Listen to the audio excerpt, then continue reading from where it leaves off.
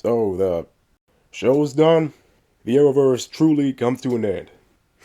Man, the last part of the final episode, that got me a little bit. I'll try to make this video not too long. The final season was stellar. Doomsday, way better than the Snyder version. And being created via the Bizarro made sense. This show used Death of Superman far better. Shoot, it did. This show did everything Snyder didn't do. So when it came to bringing Superman back, this time, it was done with another heart. Lois' dad, he took the same serum that turned Bizarro into Doomsday, sacrificed himself so they could transfer his heart to Clark. And it worked. But because it's a human heart, Clark is slowly losing his powers. Slowly becoming human. The dynamic with Tyler's Superman and that Lex, freaking great. Unlike BVS. But Eisenberg Lex, that's one of the few things from Snyder I actually defend. He and Cavill never had the chance to get that dynamic because of Snyder rushing things. Because of him going straight to that storyline instead of making a Man of Steel 2. Speaking of Eisenberg though, when this show first showed that Lex, I couldn't help but think as if Eisenberg Lex was in jail far longer and bulked up. And if some didn't like the beard look, dude shaved his beard later on trying to get this PR, this look to get the people on his side when he tried to ruin Lois' name. It almost worked too, and freaking Wells, that actor had a cameo. He wasn't a Thawne variant.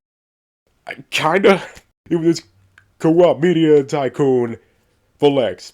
And Superman and Lex even had a fist fight because Lex used red sun rays on the street lights in Smallville.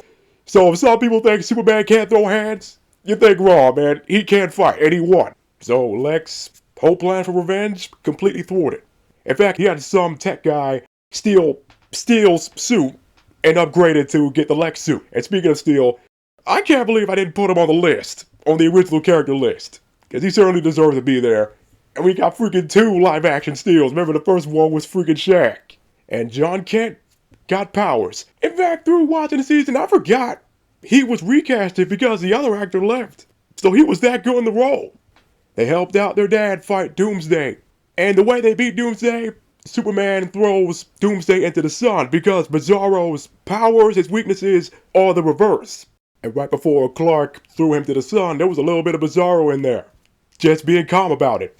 And in one flashback episode earlier in the final season, we got a comic-accurate Jimmy Olsen. I was confused for a second. I thought, wait, so shouldn't it be James Olsen again? But oh, wait. Because of the season with the Bizarro stuff, the show became his own Earth. So they had an accurate Jimmy Olsen. Heck, they had an accurate Perry White, too.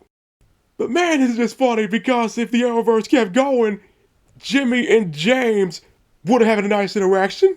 Like, now we're cool. We're definitely cool with the other Olsen. Because he's a variant. I almost forgot, there's a comic-accurate Otis, too. Seriously, man, this show will certainly help out Superman Legacy. Like, we got all the good shit in this show.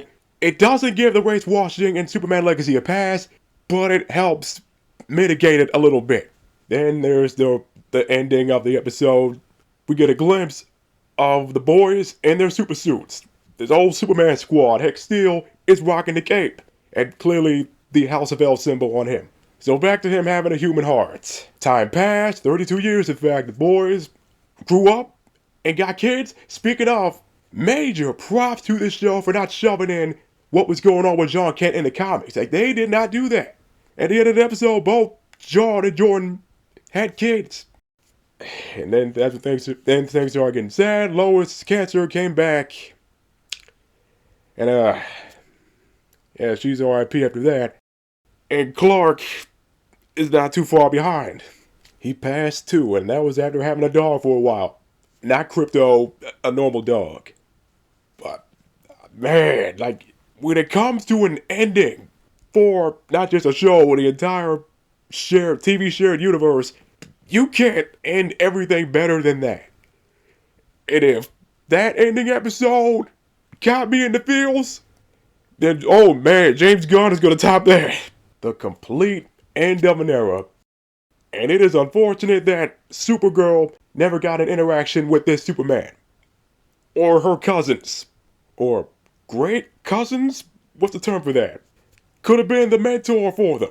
Damn it, and I forgot to talk about the biggest thing of the show, well, the other biggest thing, where Clark revealed himself to the world. Scrap the secret identity. I doubt we'll get that in the movies. Or not for a long time.